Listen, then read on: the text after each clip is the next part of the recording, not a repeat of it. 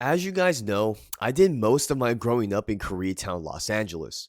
But when I turned 18, my mom kicked me out of the house because she was tired of all my shit. But after leaving my mom's apartment, I started couch surfing until I eventually ran out of friends that I could ask to spend the night. Then eventually, and I'm paraphrasing here, I ended up at the Covenant House, which is basically a homeless center that caters to people under the age of 26. While I was at the Covenant House, I met this dude named Sydney. And Sydney was originally from South Central, and we did dope. We did the same drugs, so we got along just fine. And fun fact, me and Sydney actually ended up hitting a lick together, but that's a story for another video. But anyways, at the time, I had these fake Rolexes, and they were high quality replicas. And Sydney was telling me that his plug would probably be down to trade one of my watches for like an 8 ball.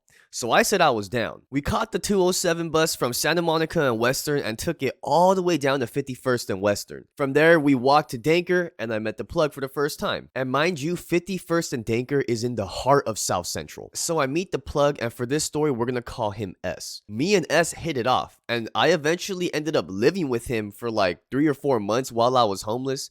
But he claims it was almost 6 months, but I don't know. But anyways, if you guys want to hear some story times of when I was living in South Central with S, leave something in the comment sections below. But anyways, the trade goes down. I give him the watch, he gives me the 8 ball, and I let him know that I'd be in touch with him to do further business. Flash forward a couple of weeks, I came up on some more stuff that I wanted to trade to get some more dope, right? So I hit up S and I let him know that I'm gonna be on my way. But mind you, it's 2 o'clock in the morning. And if you're from LA or Koreatown, the metro, it starts to run it starts to slow down past 2 a.m. So normally the buses come every 15 minutes, but after 2, the buses come every hour or hour and a half. So I'm waiting for this bus, and this bus finally gets to my stop, and I try to board the bus. But I'm completely broke. So I asked the bus driver, hey, bro, could I get a courtesy ride? And the bus driver looks me dead in the eye and goes, what the f is a courtesy ride? Get the hell off my bus.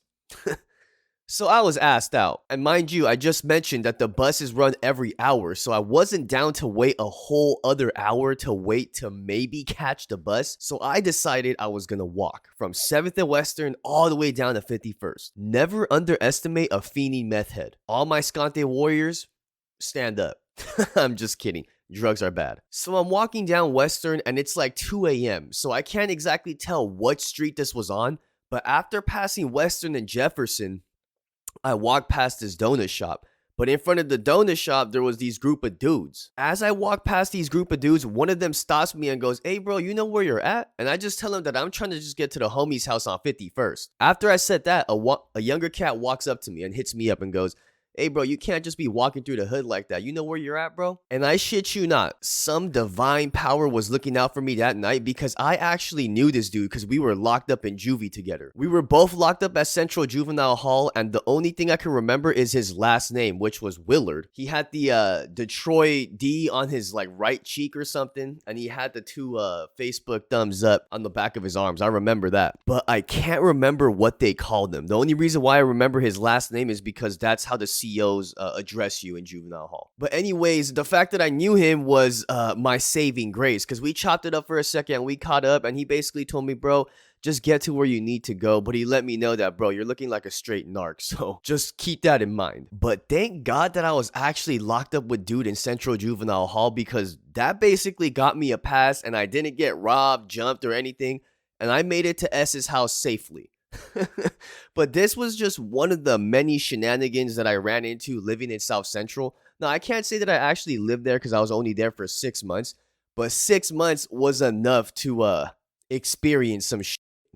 And that's all I gotta say. I know it's highly unlikely Willard is watching this video, but if you are, bro, thank you for giving me a pass that night, because I was just on a mission. Long story short, being good with people will take you far. I'm glad that I made friends or acquaintances with a lot of these people that I was locked up with, because it's kind of been like a repeating pattern of why I got out of a lot of situations. Same thing with the 18th Street gang member story. I knew the dude from jail. This story, I knew the dude from juvie. It might sound like too good to be true, but hey, I know the truth. Let me know what you guys thought about the story in the comment sections below. Let me know what you guys want me to cover next. But until next time, I'll be seeing you guys later. Peace.